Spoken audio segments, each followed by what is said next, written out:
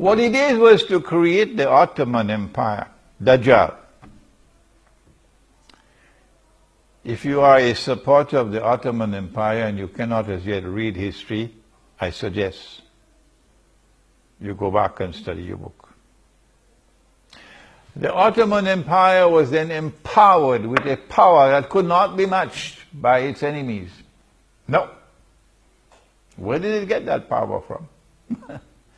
And then the Ottoman Empire expanded until it took Arabia and took Mecca and Medina and then claimed the Caliphate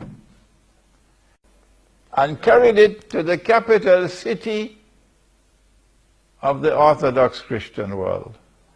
There are many things that are strange that occurred in history. This one beats them all.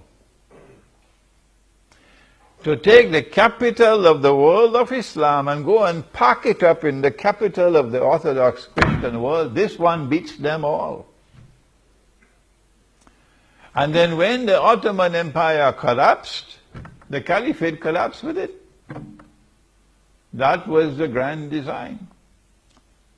In order for them to be able to liberate the Holy Land, they had to break up the world of Islam.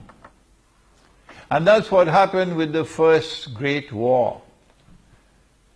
The First Great War, the First World War, from an eschatological perspective, achieved these objectives.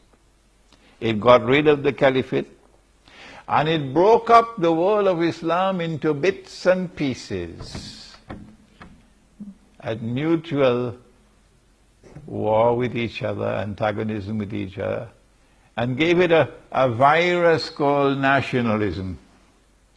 And this virus caused them to have rivalry with each other. Exquisite planning, incidentally. Exquisite planning. The First World War, therefore, allowed them, a British army, to conquer Jerusalem. And guess who the British had fighting with them in the British army? They had Arabs. They had, today it's called Pakistan. They had many Punjabis fighting in the army. Oh yes. I mean, you have to give Jack his jacket. The British were brilliant. Brilliant in making fools of these people. And they're doing it again today now with ISIS.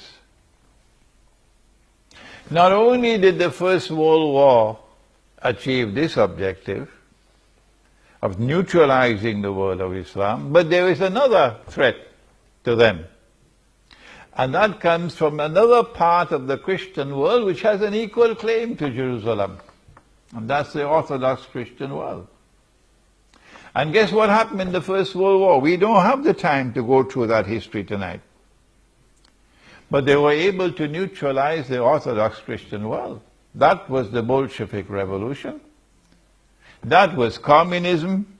And that was the world's first atheist state, which waged war on the Orthodox Christian people, destroying their monasteries, destroying their churches, killing them, slaughtering them, pushing atheism down their throats.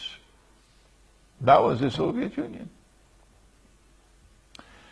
And so both the two possible threats to them were neutralized. The First World War. Was it 20 million Russians were killed in the First World War? Then came the Second World War. If we look at it from an eschatological perspective, Britain now has control over the Holy Land. Britain is the mandate power. And while pretending to keep the European Jews out, Britain is allowing them in. Before Israel could be born in 1948, you had to have a Second World War. So the First World War had to come to an end in such a way that there's unfinished business. And so they imposed humiliating conditions on Germany in the Treaty of Versailles, I believe it was. And so they sowed the seeds for Germany to want revenge, for a Hitler to emerge eventually, because the German people felt very, very, very much hurt over the unjust way they were being treated. When the Second World War took place, the objective of the Second World War is, number one, to allow the State of Israel to come into being. But before the State of Israel comes into being, you must have a United Nations organization and a Security Council for world government to protect Israel.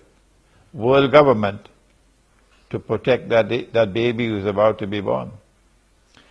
You need the International Monetary Fund for the financial slavery that we now have. So they had all of these things put in place at the end of the Second World War. The Second World War was also fought in order to open the door for millions of European Jews in the Soviet Union and other parts of Eastern Europe to migrate to the Holy Land, to Israel. But when people are comfortable where they are living, how do you get them to leave? How do you get the French Jews to leave France and go back to Israel? They don't want to go to Israel. The Jews who are living in France today, they don't want to go. So how do you get the Jews to leave France and go back to Israel? You've got to do something. I ask those who are Jews to think. If you're a Jew, I ask you to think. I want to look forward to the day when someone will write a proper history on Hitler, to connect Hitler with the master plan of creating an environment which will force the Jews and entice the Jews, assist the Jews to leave Europe, to leave Russia, and go to the Holy Land. And then you need a government in charge, in control, and that's what they had in the Soviet Union. The Bolshevik Revolution did not take place without their involvement in it. It was Russian Jews who gave us the Bolshevik Revolution. Wall Street had a lot to do with Bolshevik Revolution. This is history.